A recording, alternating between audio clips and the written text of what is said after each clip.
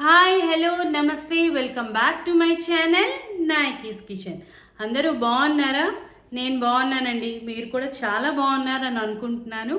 So నాయకీస్ kitchen చూసే అందరికీ good morning to everyone. And ఈరోజు ఒక సూపర్ స్టార్టర్తో వచ్చేసాను and one of the snack కూడా అనొచ్చు. అండ్ ఈవినింగ్ పిల్లలు వచ్చేటప్పటికి హస్బెండ్ వచ్చేటప్పటికి ఇవాళ ఒక మంచి సర్ప్రైజ్ రెసిపీతో వచ్చేసాను. నేను మా వాళ్ళకైతే చాలా ఇష్టం.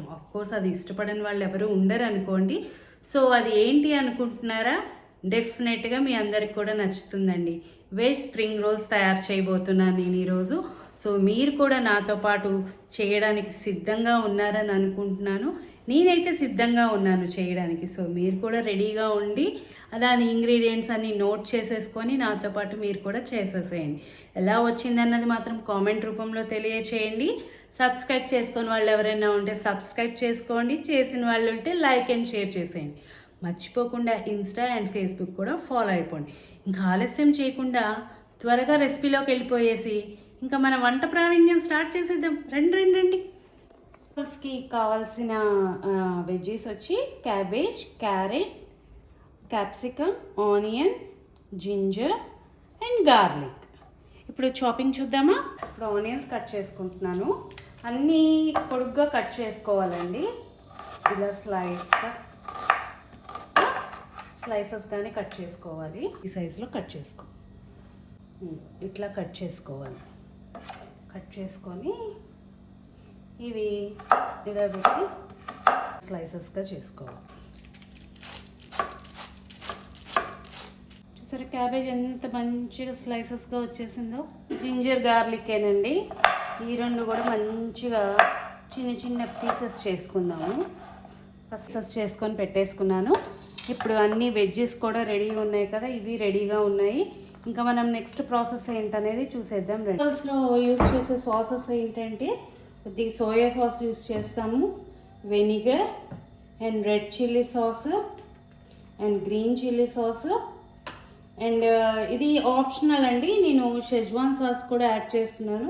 టేస్ట్ ఇంకొద్దిగా బాగుంటుంది. ఎవరైనా యాడ్ చేసుకోవాలంటే యాడ్ చేసుకోవచ్చు.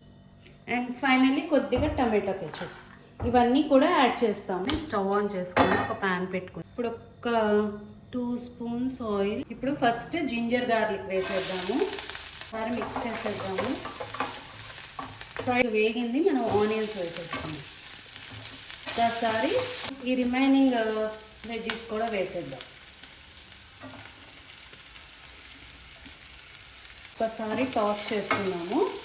సాల్ట్ వేద్దాము. ఎక్కువ వేసుకోకండి, ఎందుకంటే మనకి ఆల్రెడీ సాసెస్లో కొద్దిగా సాల్ట్తోనే చేస్తారు కాబట్టి సాసెస్ యాడ్ చేద్దాం. వెజ్జెస్ మరీ ఎక్కువ కుక్ చేయక్కర్లేదండి. ఒక 1 spoon soya sauce, 1 spoon vinegar, ఒక 1 స్పూన్ గ్రీన్ చిల్లీ సాస్, ఒక 1 స్పూన్ రెడ్ చిల్లీ సాస్, ఒక 1 స్పూన్ షెజ్వాన్ సాస్. కొద్దిగా ట్యాంగీ టేస్ట్ ఇష్టపడే వాళ్ళు టమాటా కెచప్ వేసుకోవచ్చు, బాగుంటుందండి. ఆఫ్ చేసి కొద్దిగా చల్లారనిద్దాము. ఈ లోపల మన షీట్స్ ఎలా తయారు చేసుకోవాలన్నా చూసేద్దాం రండి. చూడడానికి మనము పిండి తీసుకుంటున్నాను. ఇదేమో 1 కప్ మైదా పిండి, కొద్దిగా కార్న్ఫ్లోర్ వేయాలి, ఎక్కువ వద్దు. ఇప్పుడు వాటర్ పోసుకుందాం. ఇలా మైదాతో షీట్స్ చేసుకోవడము కుదరదు అని అనుకునే వాళ్ళేవో మైదా పిండితో మనం చపాతీ డవ్ లాగా చేసుకొని మనం సమోసా షీట్స్ చేసుకుంటాం చూసారా, అలా చేసుకొనన్నా లోపల స్టఫింగ్ పెట్టుకొని చేసేసుకోవచ్చు. ఇలా అయినా చేసుకోవచ్చు, అలా అయినా చేసుకోవచ్చు. ఏమైనా లమ్స్ లాంటివి ఏమైనా ఉన్నా కూడా మనకి, ఎందుకంటే షీట్స్ మంచి పల్చగా ఉండాలండి. షీట్స్కి ఇలా ఉంది, పర్ఫెక్ట్గా వచ్చింది చూసారా, అంత పల్చగా రావాలి మనకి. ఇప్పుడు చూద్దాం ప్యాన్ వేడెక్కిందో లేదో. వేడెక్కిందండి.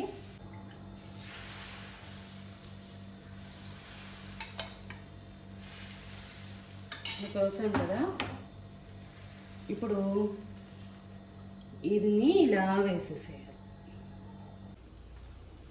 ఇది లేయర్ వచ్చేసింది కదా బాగా. ఇప్పుడు తీసేద్దాం. కాలుతుంది. ఇట్లా రోల్స్ చేసుకుందాము. చూపిస్తా చూడండి ఎంత పల్చగా వచ్చి. ఇలా మైదా పిండిలో కొద్దిగా సాల్ట్ వేసుకొని చపాతీ డౌ లాగా కలుపుకుందాము.